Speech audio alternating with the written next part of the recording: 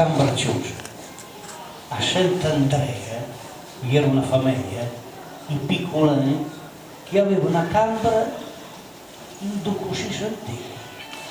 Perché in quella camera, una volta, io avevo ammazzato pesante, o sentiva come una galena con una specie di fumantone. Croc, croc, croc. A chi si è portato la notte? La sdollo, che mi aveva restato una notte quando arrivava a dormire, ho stufato ho sentito che era spento.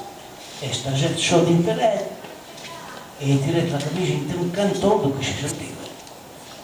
Non ti scuro, si è detto come una scialetta, e si è detto come un uomo, gran torneo. Perché a volte ci ho detto la porta con un carnazzo e in quella camera non entra più nessuno. Però a dentro la notte lo sentiva sempre alla spera.